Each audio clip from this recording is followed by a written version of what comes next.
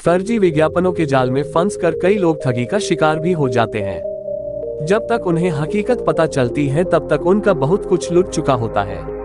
शादी के विज्ञापन के जरिए अनुष्का और शालिनी भी शातिर ठगों के जाल में ऐसी फंसी कि उन्हें अपनी कमाई के लाखों रुपयों से हाथ धोना पड़ा। पूरी वीडियो देखे बिना स्किप के। उत्तर प्रदेश के कानपुर जिले के गीतानगर की रहने वाली अनुष्का एक उच्च शिक्षित परिवार से ताल्लुक रखती थी। उसके यहाँ किसी चीज की कोई कमी नहीं थी, इसलिए उसका पालन पोषण बड़े ही नाजों में हुआ था। उसकी पढ़ाई लिखाई भी अच्छे स्कूल कॉलेज में हुई थी। उच्च शिक्षा पूरी करते करते अनुष्का जवान हो चुकी थी। तब पिता ने उसकी शादी अपनी ही हैसियत वाले परिवार में कर दी। शादी के बाद अनुष्का पति के घर चली गई। कहते हैं कि शादी के बाद लड़की के नए जीवन की शुरुआत अपने पति के संग होती है। वहाँ उसे ससुराल के मुताबिक ही खुद को ढालना होता है। अनुष्का ने भी ऐसा ही किया। अपने गृहस्थ जीवन से वह खुश थी। इसी बीच वह एक बेटी की मां बनी। बेटी के जन्म के बाद उसकी खुशी और बढ़ गई, लेकिन उसकी यह खुशी ज्यादा दिनों तक कायम नहीं रह सकी। पति से उसके मतभेद हो गए। हालत यह हो गई कि उसका ससुराल में रहना दूभर हो गया तो वह मायके आ गई। हर माँ बाप चाहते हैं कि उनकी बेटी ससुराल में हंसी खुशी के साथ रहे। अनुष्का गुस्से में जब मायके आई तो माँ बाप ने उसे व दामाद को समझाया। समझा बुझा कर उन्होंने बेटी को ससुराल भेज दिया। उन्होंने अनुष्का को ससुराल भेजा तो इसलिए था कि गिले शिकवे दूर होने के बाद उसकी गृहस्थी की गाड़ी सही ढंग से चलेगी, लेकिन ऐसा हुआ नहीं। कुछ दिनों बाद ही पति के साथ उसका तलाक हो गया। यह करीब 20 साल पहले की बात है। पति से तलाक होने के बाद अनुष्का बेटी के साथ मायके में ही रहने लगी। अनुष्का पढ़ी लिखी थी, इसलिए अब अपने पैरों पर खड़े होने की ठान ली। उसने तय कर लिया कि वह आत्मनिर्भर बनकर बेटी को ऊंची तालीम दिलाएगी। इधर उधर से पैसों की व्यवस्था करके उसने रेडीमेड गारमेंट का बिजनेस शुरू कर दिया। कुछ सालों की मेहनत के बाद उसका बिजनेस जम गया और उसे अच्छी कमाई होने लगी। अनुष्का अपनी बेटी की पढ़ाई की तरफ पूरा ध्यान दे रही थी। वह चाहती थी कि बेटी को पढ़ा लिखा कर इस लायक बनाए कि उसका भविष्य उज्जवल बन सके। उसकी बेटी इस समय मुंबई के एक नामी इंस्टीट्यूट से MBA कर रही है। अनुष्का भी अब 47 साल की हो चुकी थी। अपनी जिंदगी अपने हिसाब से जीने के लिए उसे कभी भी जीवन साथी की जरूरत महसूस होने लगी थी। इसके लिए उसने वैवाहिक विज्ञापनों की वेबसाइट जीवनसाथी.com पर नवंबर 2013 में अपना रजिस्ट्रेशन भी करा दिया था। वैवाहिक विज्ञापनों की इसी साइट पर राजीव यादव नाम के एक आदमी ने भी रजिस्ट्रेशन करा रखा था। 58 वर्षीय राजीव यादव ने अपनी पर्सनल डिटेल में खुद को IPS बताया था। वह भी अपने लिए जीवन संगिनी तलाश कर रहा था। राजीव रोजाना जीवनसाथी.com साइट पर अपनी पसंद की महिला की तलाश करने लगा। साइट सर्च के दौरान उसकी नजर अनुष्का की प्रोफाइल पर ठहर गई। उसने जल्दी ही अनुष्का को ईमेल भेजकर बात करने की इच्छा जाहिर की। अनुष्का ने उसे अपना मोबाइल नंबर दे दिया। तब राजीव यादव ने उससे खुद को IPS अफसर बताते हुए कहा कि उसकी पोस्टिंग भारत के नॉर्थ ईस्ट इलाके मिजोरम में DIG के पद पर है और वह वहां अकेला रहता है।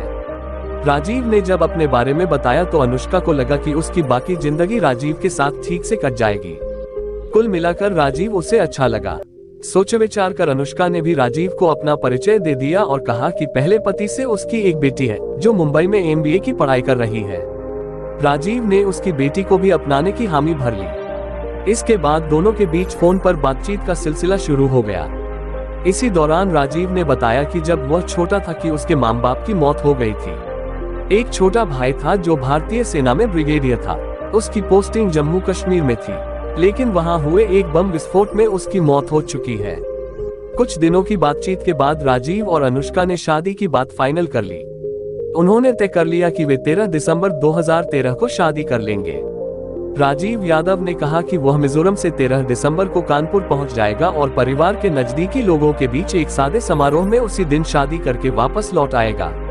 अनुष्का की यह दूसरी शादी थी, इसलिए वह भी शादी के समय कोई बड़ा दिखावा और तामझाम नहीं चाहती थी। इसलिए उसे राजीव का प्रस्ताव पसंद आ गया। शादी करने से 3 दिन पहले 10 दिसंबर को राजीव ने अनुष्का से फोन पर बात की। बातचीत के दौरान उसने बताया कि उसका पर्स कहीं गिर गया है। उसमें ATM कार्ड व अन्य कार्ड थे। अनुष्का ने राजीव की इस बात को सीरियसली नहीं लिया, क्योंकि आए दिन तमाम लोगों के ATM कार्ड, ड्राइविंग लाइसेंस आदि महत्वपूर्ण सामान चोरी होते रहते हैं या कहीं खो जाते हैं। इसलिए उसने राजीव से यह कहा कि जो ATM कार्ड पर्स में थे उन्हें लॉक जरूर करा दे ताकि कोई उनका दुरुपयोग न कर सके। लेकिन बिजनेस और अन्य वजहों से वह चेन्नई नहीं जा सकी। वह फोन पर जरूर उसके संपर्क में रही। अनुष्का ने राजीव से कह दिया था कि वह इलाज की चिंता न करे, जितना भी संभव हो सकेगा वह उसकी मदद करेगी। एक दिन राजीव ने उससे कहा, डॉक्टरों ने बताया है कि इलाज लंबा चलेगा, जिसमें पैसों की भी जरूरत पड़ेगी। मेरे ठीक होने तक तुम जरूरत के मुताबिक पैसे देती रहना। ठीक होने पर मैं तुम्हारे सारे पैसे वापस कर दूंगा। आप पैसों की चिंता न करें, बस अपना ख्याल रखें, अनुष्का बोली। अनुष्का, मेरे एक दोस्त हैं अजय सिंह यादव जो यहीं पर डीआईजी हैं। मैं उनका आईसीआईसीआई बैंक का खाता नंबर एसएमएस कर रहा हूँ, तुम उसमें भी पैसे भेज सकती हो। पैसे भेजने के बाद तुम मुझे फोन जरूर कर देना, राजीव ने बताया। इस तरह 12 दिसंबर 2013 से 7 फरवरी 2014 तक अनुष्का अलग अलग बैंक खातों में राजीव यादव के 24.5 लाख रुपए भेज चुकी थी। इसी बीच राजीव ने उसे बताया कि उसका ब्लड प्रेशर लगातार बढ़ रहा है और कूल्हे का ऑपरेशन करने के लिए उसे चेन्नई से हैदराबाद के अपोलो अस्पताल भेजा जा रहा है। राजीव की हालत दिन प्रतिदिन बिगड़ने की बात सुनकर अनुष्का को और ज्यादा चिंता होने लगी। उसने राजीव को अस्पताल जाकर देखने का प्रोग्राम बना लिया। 21 फरवरी 2014 को वह हैदराबाद के अपोलो अस्पताल पहुंच गई। अस्पताल पहुंचने पर उसे जो सूचना मिली उसे सुनकर उसके होश ही उड़ गए। अस्पताल से उसे जानकारी मिली कि राजीव यादव नाम का कोई पुलिस अधिकारी अस्पताल में भर्ती ही नहीं है, जबकि राजीव ने उसे उसी अस्पताल में भर्ती होने की बात कही थी। जब वह इस अस्पताल में नहीं है तो कहां गया? कहीं ऐसा तो नहीं कि उसे किसी और अस्पताल भेज दिया हो? यह सोचकर उसने उसी समय राजीव को फोन मिलाया। उसका फोन स्विच ऑफ आ रहा था। कई बार फोन मिलाने के बाद भी फोन स्विच ऑफ मिलता रहा तो निराश होकर वह कानपुर लौट आई। घर लौटने के बाद उसने राजीव को फिर से फोन मिलाया।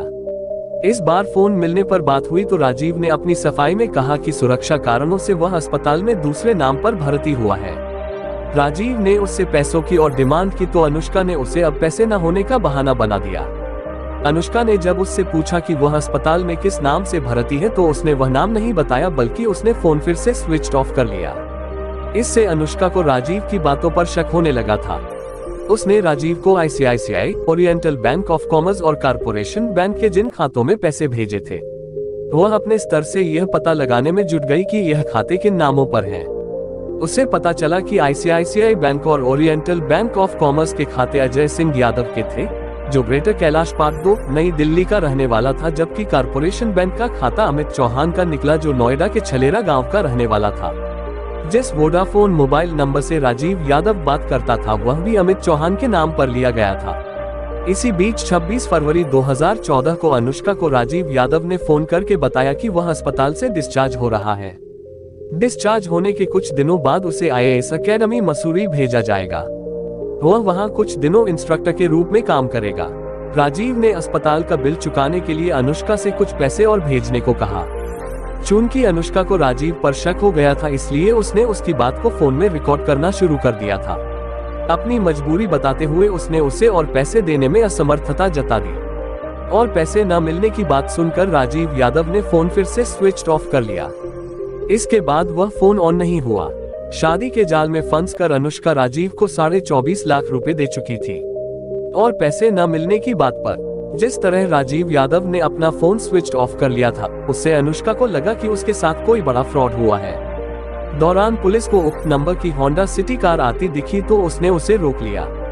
उस समय कार में ड्राइवर के अलावा अधेड़ उम्र का एक आदमी बैठा हुआ था। कार रुकते ही ड्राइवर बोला, आपको पता नहीं गाड़ी किसकी है? नहीं, बताओ तभी तो पता चलेगा। एक पुलिसकर्मी बोला, ये गाड़ी डीआईजी साहब की है जो गाड़ी में ही बैठे हुए हैं। ड्राइवर ने बताया। इससे पहले कि पुलिस कुछ कहती, कार में बैठे शख्स ने ड्राइवर से बात कर रहे पुलिसकर्मी को इशारे से अपने पास बुलाया। पास में खड़े एसआई विनय त्यागी कार में बैठे उस शख्स के पास पहुंचे तो उस शख्स ने खुद को डीआईजी इंटेलिजेंस ब्यूरो बताया। एसआई विनय त्यागी को यह जानकारी मिल ही चुकी थी कि अजय यादव बहुत ही शातिर किस्म का है, इसलिए उन्होंने उससे आइडेंटिटी कार्ड मांगा तो वह आईडी कार्ड तो क्या ऐसी कोई चीज नहीं दिखा सका जिससे साबित हो सके कि वह पुलिस में है। लिहाजा वह उन दोनों को क्राइम ब्रांच ऑफिस ले आए।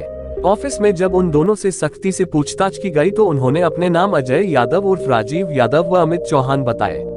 इनके खिलाफ ही अनुष्का ने रिपोर्ट दर्ज कराई थी। पूछताछ में पता चला कि अजय यादव बहुत अच्छे परिवार से है। उसके पिता आईएएस ऑफिसर थे। प्रतिष्ठित परिवार का अजय यादव एक ठग कैसे बना, इस बारे में जब उससे पूछताछ की गई तो उसके शातिर ठग बनने की एक दिलचस्प कहानी सामने आई। अजय सिंह यादव के पिता जय नारायण सिंह IAS अधिकारी थे। वह सन 1979 में दिल्ली में MCD के कमिश्नर रह चुके थे। अजय सिंह ने दिल्ली के किरोड़ीमल कॉलेज से 1976 में ग्रेजुएशन पूरा किया। पिता चाहते थे कि वह भी भारतीय प्रशासनिक सेवा की तैयारी करे। इसके लिए दिन रात एक करना होता है। यह सब करने के लिए अजय तैयार नहीं था। तब जयनारायण सिंह ने अपने प्रभाव से अजय की नौकरी फल एवं सब्जी मंडी आजादपुर में प्रवर्तन अधिकारी के पद पर लगवा दी। चूंकि अजय की शुरू से ही खुले हाथों से पैसे खर्च करने की आदत थी, इसलिए नौकरी से उसे जो पैसे मिलते थे वह उसकी आंख तले नहीं आते थे। इसके अलावा उसकी नौकरी बड़ी आसानी से लगी थी, इसलिए उस नौकरी पर उसका मन नहीं लगा। 5-6 साल बाद ही उसने वह नौकरी छोड़ दी। उसका मानना था बिजनेस में मोटी कमाई होती है, इसलिए अब वह किसी बिजनेस में हाथ आजमाना चाहता था। उसे चूंकि बिजनेस का कोई अनुभव नहीं था, इसलिए पिता ने उसे बिजनेस करने को मना किया, लेकिन वह नहीं माना। उसने एक नामी ब्रांड के रिफाइंड तेल की डिस्ट्रीब्यूशनशिप ले ली। राजस्थान में उसने अपना कारोबार शुरू कर दिया, लेकिन घाटा होने की वजह से उसने इस कारोबार को बंद कर दिया। अजय यादव तेजतर्रार और पढ़ा लिखा युवक था। पिता के प्रभाव की वजह से उसके कुछ राजनीतिज्ञों से भी अच्छे संबंध हो गए थे। रिफाइंड तेल का बिजनेस बंद करने के बाद वह केंद्र सरकार के तत्कालीन कृषि मंत्री का PA बन गया। वहां उसकी मुलाकात तमाम अधिकारियों से होती रहती थी। वहां रहकर वह पुलिस और प्रशासनिक अधिकारियों की बात और काम करने की शैली सीख गया था। अजय यादव अविवाहित था। प्रशासनिक अधिकारी का बेटा होने की वजह से उसके लिए अच्छे परिवारों से रिश्ते आने लगे। सन 1981 में राजस्थान सरकार के तत्कालीन गृह मंत्री की बेटी से उसकी शादी हो गई। में अजय ने देहरादून स्थित अपने बंगले में होटल खोला, लेकिन उससे भी उसे अपेक्षा के मुताबिक इनकम नहीं मिली। अजय के खर्चे बढ़ते जा रहे थे, लेकिन आमदनी का कोई स्थायी स्रोत नहीं था, लिहाजा वह परेशान रहने लगा। तब उसने दिल्ली और हरियाणा की रियल एस्टेट कंपनियों में नौकरियां की।